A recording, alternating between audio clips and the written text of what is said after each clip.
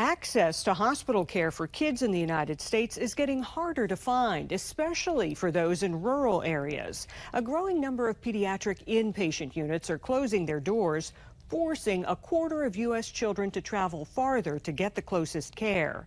Spotlight on America got extraordinary access to follow a family to examine the impact this is having on pediatric care nationwide. Okay. This is the beginning of a long day for the Lewis family. What do you want for breakfast? Up bright and early to get life-saving treatments for 3 of their 5 kids. How you feeling?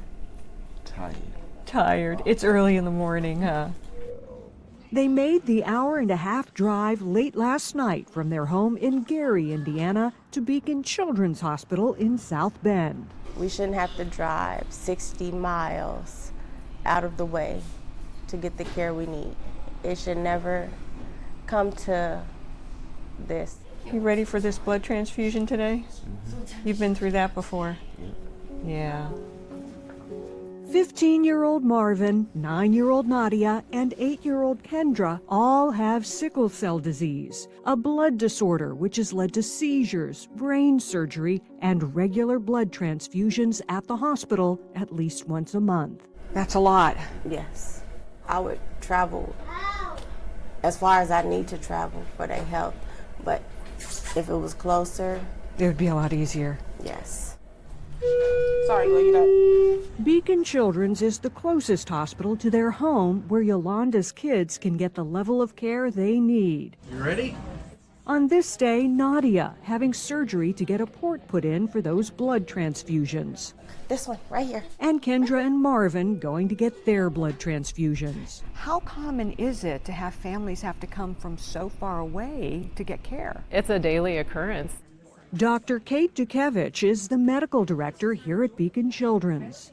There are no pediatric specialists other than here in South Bend, and then some just east of here too. There's nothing in the northwest part of the state at all.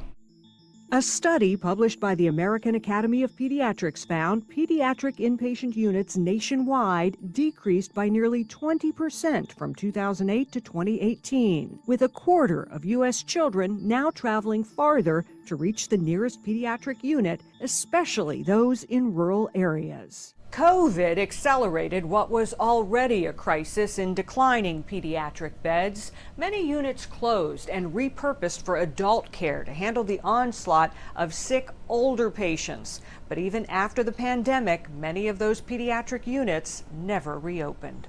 In just the past few years, pediatric inpatient units have closed in communities big and small. From Richmond, Virginia, to Boston, Raleigh, North Carolina, Colorado Springs, Ventura, California, and Boise, Idaho. First on the chopping block almost always is the pediatric care.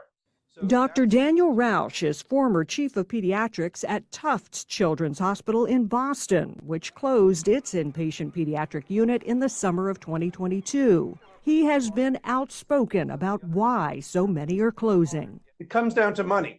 A big part of that, insurance in the U.S. pays less for most pediatric care than it does for many adult procedures, which generate more profit. It just doesn't pay to do pediatric care in the United States. Are more children suffering because of this?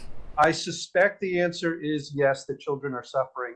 Rausch says we saw the impact of declining pediatric beds during the tripledemic last winter, when a surge of child flu, RSV, and COVID cases stretched hospital systems to their limit. There were days when there were no pediatric intensive care unit beds in all of New England.